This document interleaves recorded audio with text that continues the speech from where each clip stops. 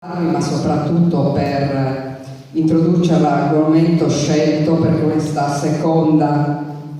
edizione di Mode a Confronto organizzata dall'Associazione Culturale Sant'Andrea, appunto di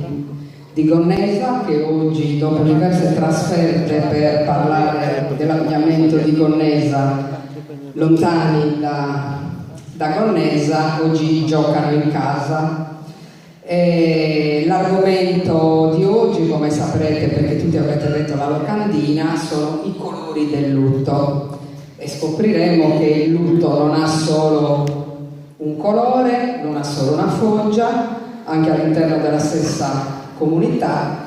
e che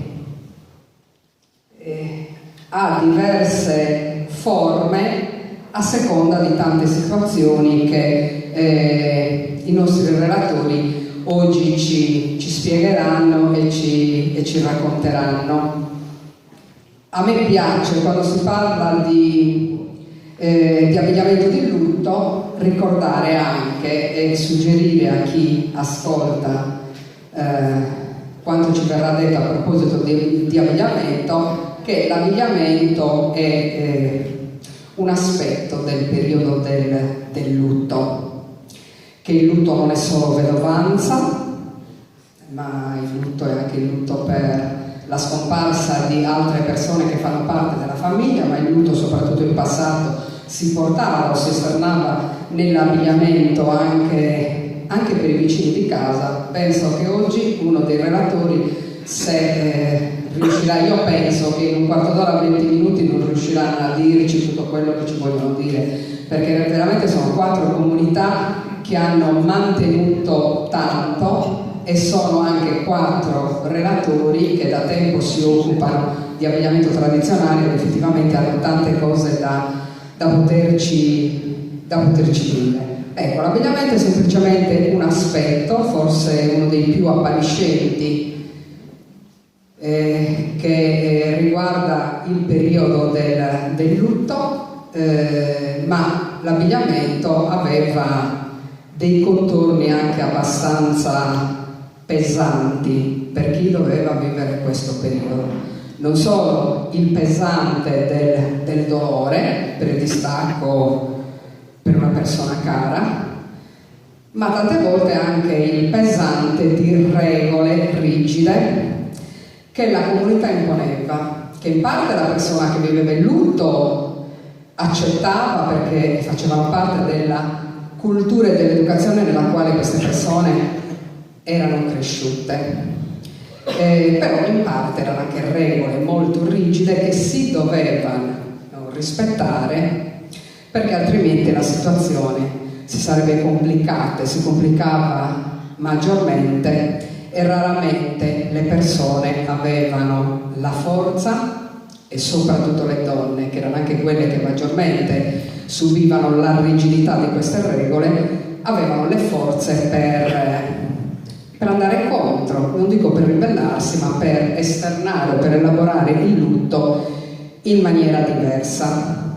Di questo ci parleranno i nostri relatori. Io intanto invito, perché so che in sala il sindaco Ansel Cavildu, ecco, signor sindaco, per dare un saluto, penso anche un ringraziamento per tutto il lavoro che fa l'associazione Sant'Andrea di Gonnesa, ma anche un saluto perché ci sono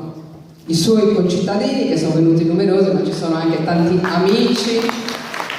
del gruppo e della comunità di Gonnesa che sono venuti per questo incontro. Buonasera, grazie. Sì, ha anticipato parte delle cose che ho il piacere di dire a nome della comunità che ho l'onore di rappresentare. È il secondo anno che ospitiamo un evento come questo, ci fa piacere perché significa che stiamo seminando e qualcosa inizia a germogliare.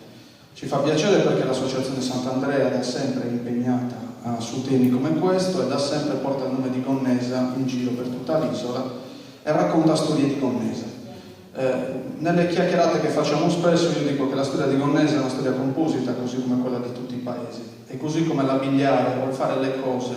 o anche la storia della cultura materiale del nostro paese è diversa e variegata.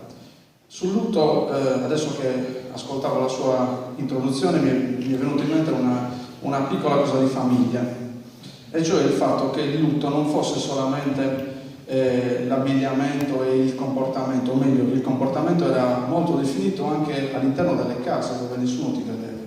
E mi è venuto in mente che mia nonna aveva perso il figlio, stiamo parlando di un bel po' di tempo fa, stiamo parlando del 45. Mia nonna, dopo aver perso il proprio figlio, non si è più seduta a tavola, consumava il pasto in uno sgabello a fianco al camino, in segno di rispetto. E sono quelle regole che oggi ovviamente stiamo dimenticando, che invece iniziative come queste probabilmente ci riportano e segnano nella storia, perché poi è la storia anche quella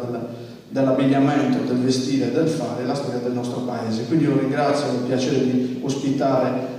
i relatori che vengono da comuni diversi rispetto al nostro, con tradizioni e culture diverse, quindi è l'occasione ancora una volta per ringraziare Oscar e l'associazione Sant'Andrea, che mette a confronto non solo il vestire ma anche modi di fare, costumi, usi, e diventa la nostra comunità ovviamente un po' più ricca. Grazie a tutti.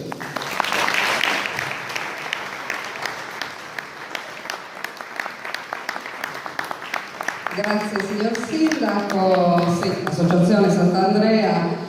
e Oscar, che più spesso non è il portavoce, sono veramente degli ambasciatori per la comunità di Gonnesa. Quest'anno è stato un anno particolarmente ricco di iniziative. Una delle ultime, sì, ospite io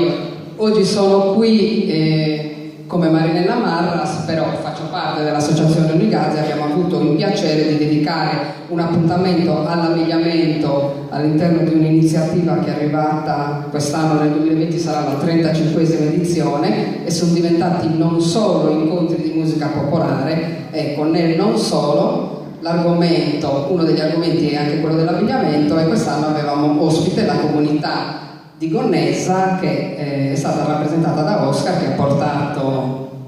tante bellezze, ci siamo proprio lucidati gli occhi di capi d'abbigliamento gonnesino, e ci ha spiegato tante cose interessanti. E proprio dalla comunità di Gonnesa partiamo. Oscar ci